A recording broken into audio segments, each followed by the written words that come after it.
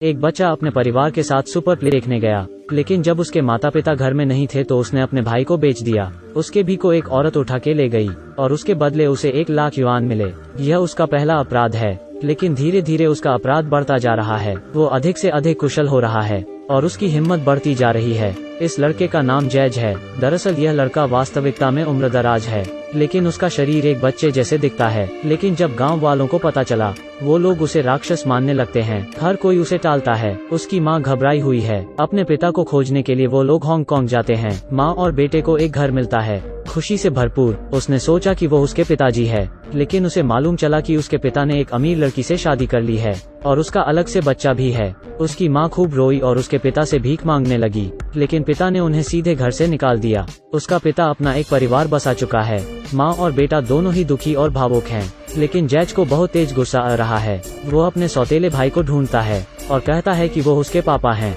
बेशक उसका भाई इस पर विश्वास नहीं करता और उसने उसे नीचे धकेल दिया। उसने गुस्से में रेत पकड़ ली और जैज के मुंह में भर दिया। दोनों अपने आप को बेबस और लाचार महसूस करते हैं। वो अपनी रोजी रोटी कमाने के लिए कचरा साफ करते हैं। वो अपनी माँ की मदद भी करता है, लेकिन दुर्भाग्य से कुछ सालों बाद उसकी माँ भी गुजर गई, लेकिन उसको एक दयालु व्यक्ति ने गोद लिया। इस बात से वो काफी खुश है कि उसे रहने के लिए एक परिवार मिल गया है। वो अपने नए माँ और पापा के साथ रहने लगता है, लेकिन अंत में वो फिर से अनाथालय में फंस जाता है। वो अपने जीवन के एकमात्र मित्र माइक से मिला। माइक उसका विपरीत है। वो कद में काफी ऊंचा है, लेकिन बुद्धि से वो बच्चों जैसा ही है। उसके बाद वह दोनों अनाथालय से भाग निकले। समय में 30 वर्ष बीत गए। इस दिन एक जोड़ा बच्चा गोद लेने के लिए अनाथालय आया है। उन्हें एक नज़र में जैज से प्यार हो गया, क्योंकि वो उनके मरे हुए बेटे की तरह दिखता है। वो दोनों उसे दुलारते हैं। दरअसल यह आदमी जैज का सौतेला भाई है। उसके पास एक घर में सिर्फ खूबसूरत पत्नी है। जैज की नज़र में यह सब उसका होना चाहिए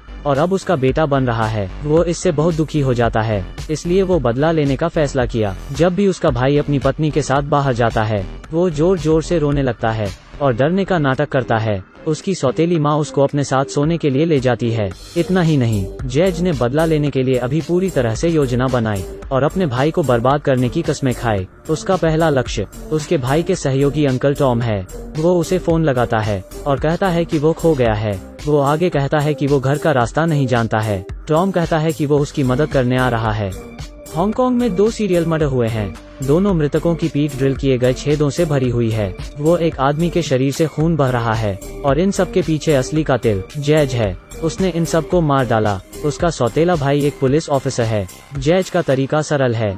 यह एक प्लान है। उसने सबसे पहले सौतेला पिता के दोस्त को संपर्क किया और झूठ कहा कि वो खो गया है। फिर उसने उसे छल से बाहर निकाला और बेरहमी से मार डाला। उसी समय उसके सौतेले भाई ने ऊपर से यह सब देख लिया था, लेकिन वो चक्कर खाकर गिर जाता है। वो जानबूझकर अन्य पुलिस अधिकारियों को मामले की तहकीकात करने देना चाहता है। पुलिस को शक हुआ। इलेक्ट्रिक ड्रिल के साथ आया खूनी। उसके सौतेले भाई को जाने ही क्यों दिया? अर्थ स्वयं स्पष्ट है। सौतेला भाई अब सबसे बड़ा संदिग्ध है। सभी को उनके स्पष्टीकरण का इंतजार है, लेकिन केवल एक सहकर्मी उस पर विश्वास करता है, जिसका नाम है लुई। वो कहता है कि वो जागने पर स्वाभाविक रूप से स्पष्ट रूप से सब बताएगा। वो माफी मांगने के लिए कहता है, लेकिन चेंग जो अभी अभी उठा है उसकी याददाश्त खो गई है। उसे याद नहीं क्या हुआ है। डॉक्टरों का कहना है कि उसके सिर में चोट लगी है और इसलिए उसे कुछ याद नहीं है। डॉक्टर ने कहा कि वो थोड़े दिन बाद ठीक हो जाएगा, लेकिन चेंग इतना लंबा इंतजार नहीं कर सकता है। अगले दिन वो घटनास्थल की जांच करने गया। सारी घटनाएं आसपास ही हुई है और संयोग से चेंग हत्या के दिन छुट्टी पर है।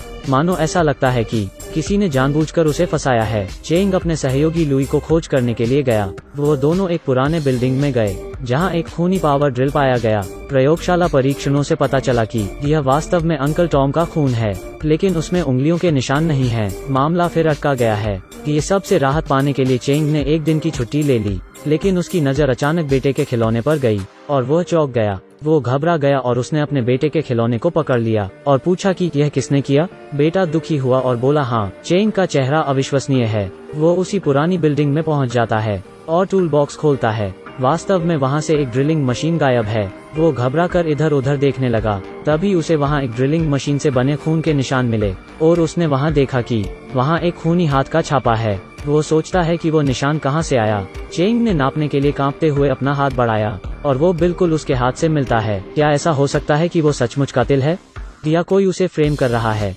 चेंग गहरे आत्मसंदेह में गिर गया। उसने शव की दोबारा जांच की, उनकी पीठ में छेद की जांच की, उनकी पीठ पर किसी प्रकार का ग्राफ दिखने लगता है।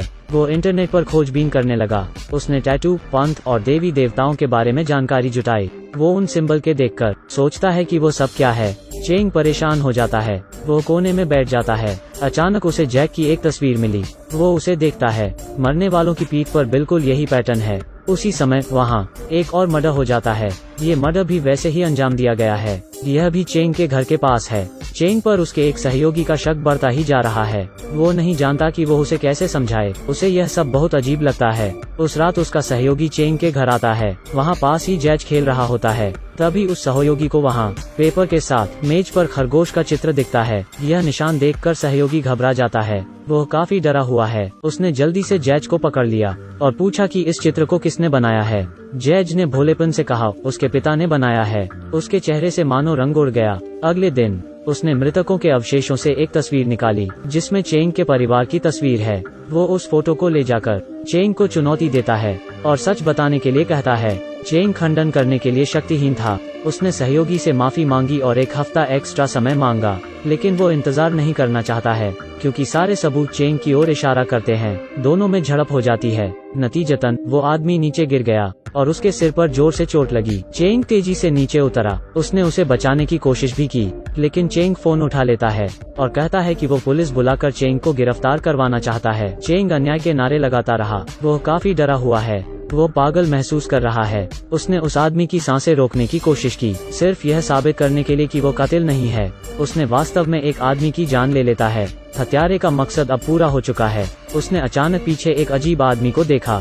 कातिल ठीक पीछे है। चेंग उसका पीछा कर रहा है, लेकिन कातिल बहुत फुर्तीला और तेज है। वो भागते भागते जैज के स्कूल जा पहुंचा। वो आदमी जैज को पकड़ रखा है। वो घबरा गया और गुस्से में चिल्लाया। कातिल भाग जाता है। चेंग अभी भी पीछा करता है। जैज वहाँ डरा हुआ है। उसके सौतेले पिता ने उसे गले से लगाया। इस बार वो बहुत डरा हुआ था। वो गुस्से से चिल्लाने लगता है। उसके हाथ में एक ड्रिलिंग मशीन है। वो पुलिस वाला है, लेकिन उसे एक हत्यारा बनने के लिए मजबूर किया गया था। उसने फाटक पर 4 ताले लगा दिए हैं। उसे यह सब अजीब लगने लगता है। किसी को बाहर न जाने दें। दिन के दौरान वह सिर्फ पर्दों से झांकता है और हमेशा बाहर की हर गतिविधि पर नजर रखता है। उसकी बहन बाहर जाने के लिए चिल्ला रही है। वो उसे धमकाने के लिए चाकू उठाता है। उसकी पत्नी भी भावनात्मक रूप से टूटने लगी है। उसे नहीं पता कि चेंग को आखिर हुआ क्या है। वो बस चाकू लेकर घर में गश्त लगता रहता है। उसने वहाँ फिर से वो बचपन की तस्वीर देखी। फोटो में उसके अलावा एक और बच्चा दिखाई देता है। चेंग उसे याद करता है। 30 साल पहले अचानक सामने आया यह बच्चा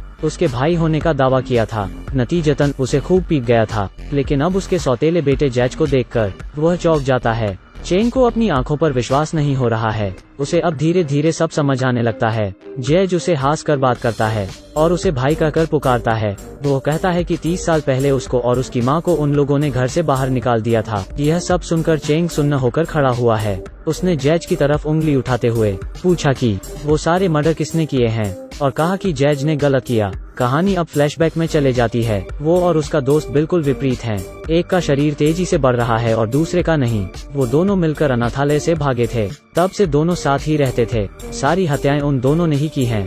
यह सब सुनकर चेंग के होश उड़ जाते हैं। जैज ने मुस्कुराते हुए जवाब दिया। उसके केक में दावा मिलाई गई है, जिसे लंबे समय तक खाने पर भूलने की बीमारी लग जाती है। सारी सच्चाई बाहर आ चुकी है। उसने बच्चे की तरफ उंगली उठाई। चेंग अभी उसको धमकियां देने लगता है। जैज कहता है कि सबको चेंग पर ही शक है। चेंग उसके द्वारा मारे गए सहयोगी के बारे में सोचता है। यह उसके अपनी गलती होती है। वो तुरंत इन सब के लिए खुद को दोषी मानने लगता है, लेकिन दोनों भाई आपस में लड़ रहे होते हैं।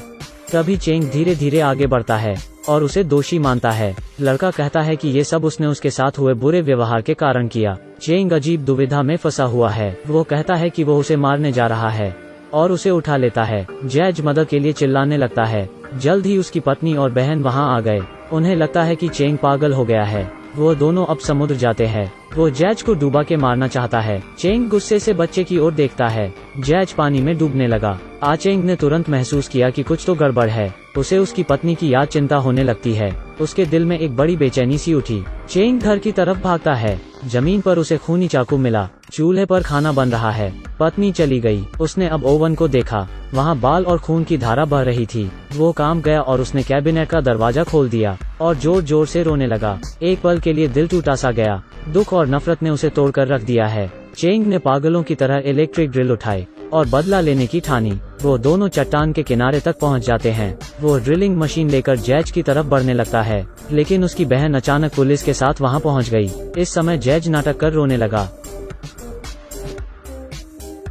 चेंग को एक गोली लग जाती है, लेकिन वो नहीं मरा। वो अब गिरफ्तारी में है। ये सब घटनाओं ने उसे पागल बना दिया है। उसकी बहन भी उस पर विश्वास नहीं करती है, लेकिन चेंग चुप रहा। वो बस मौन खड़ा है, क्योंकि वो जानता है एक बार उसकी बहन को सच्चाई का पता चल गया तो वो जैज का अगला निशाना बन जाएगी। फिल्म का अंत। फोटो में जैज की तस्वीर दिखी। उम्मीद करते हैं आपको फिल्म पसंद आई होगी, और फिल्मों की क्लिप्स देखने के लिए हमारे साथ जुड़े रहिए।